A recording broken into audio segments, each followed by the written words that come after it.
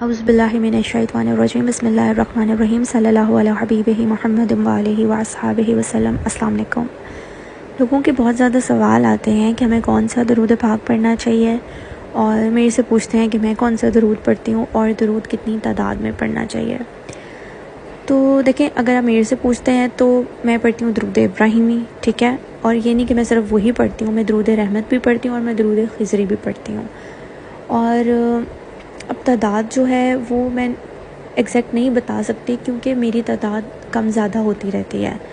اور اگر آپ میرے سے پوچھتے ہیں کہ آپ کو اپنی روٹین کس طرح سے سیٹ کرنی چاہیے درود پڑھنے میں، جو میں چاہتی ہوں کہ میں بھی اپنی اس طرح سے کروں، پر کبھی کبھار میں اس کو صحیح سے فالو نہیں کر سکتی ہوں، تو آپ کوشش کریں کہ اگر آپ شروعات کر رہے ہیں پڑھنے کی تو آپ درود ابراہیمی دن میں 100 دفعہ پڑھ لیا کریں، اور اگر آپ زیادہ پڑھ سکتے ہیں تو آپ 500 بار لازمی پڑھیں۔ اور آپ اپنے ٹائم کو دیکھ کے کر سکتے ہیں کہ صبح کے ٹائم 250 مرتبہ پڑھ لیا اور رات کے ٹائم 250 مرتبہ پڑھ لیا تو وہ آپ کا 500 ہو جائے گا۔ اور اگر آپ 100 پڑھنا چاہتے ہیں تو دن کے ٹائم 50 بار اور رات کے ٹائم 50 بار پڑھ لیا۔ کچھ لوگ 313 بار بھی پڑھ لیتے ہیں۔ اور باقی کے ٹائم آپ جو کوئی بھی چھوٹا درود شریف پڑھ لیں، جیسے آپ درود رحمت پڑھ لیں جو ہے صلی اللہ علیہ محمد، باقی کے ٹائم آپ ورد میں اس کو رکھ لیں۔ اسی طرح آپ کو درود ابراہیمی بھی پڑھنے کو مل جائے گا، اور آپ سارا دن جو آپ چاہتے ہیں کہ آپ کی زبان پہ درود پاک کا ورد رہے تو وہ بھی پورا ہو جائے گا۔ اور دیکھیں، ایسا نہیں ہوتا کہ نہیں سب سے اچھا درود یہ ہے، سب سے اچھا درود وہ ہے، مطلب ماشاءاللہ سب ہی پیارے درود ہیں، اور ہر درود میں ہم اپنے نبی پاک صلی اللہ علیہ وسلم کے لیے دعا کر رہے ہیں،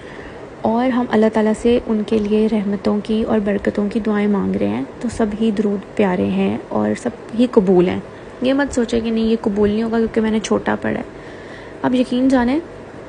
میں نے درود رحمت مطلب ایک تو چھوٹا سا درود ہے صلی اللہ علیہ محمد، میں نے لوگوں کی اس درود پاک پڑھنے سے دعائیں قبول ہوتے دیکھی ہیں، اور بہت بڑی دعائیں قبول ہوتے دیکھی ہیں۔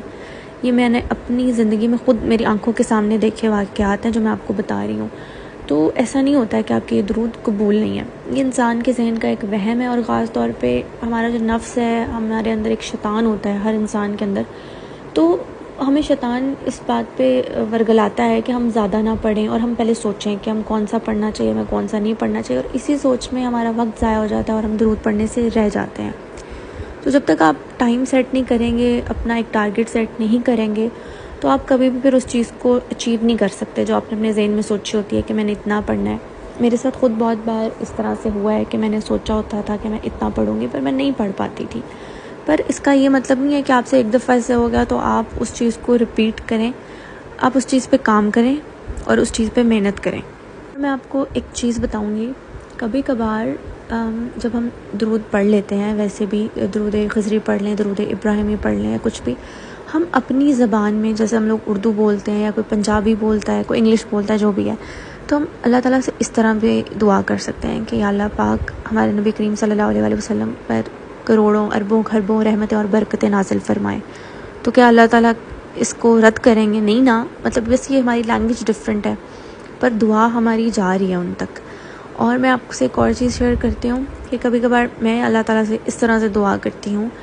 کہ یا اللہ میرے پیارے نبی کریم صلی اللہ علیہ وسلم پر اتنی رحمتیں اور اتنی برکتیں بھیجیے جتنے آپ رحیم ہیں اور کریم ہیں، اور اللہ تعالیٰ اتنا رحیم ہے، اتنا کریم ہے کہ جس کا کوئی حساب ہی نہیں ہے، تو پھر اسی حساب سے ہمارے نبی کریم صلی اللہ علیہ وسلم پر رحمتیں بھی نازل ہوتی ہیں اور برکتیں بھی نازل ہوتی ہیں۔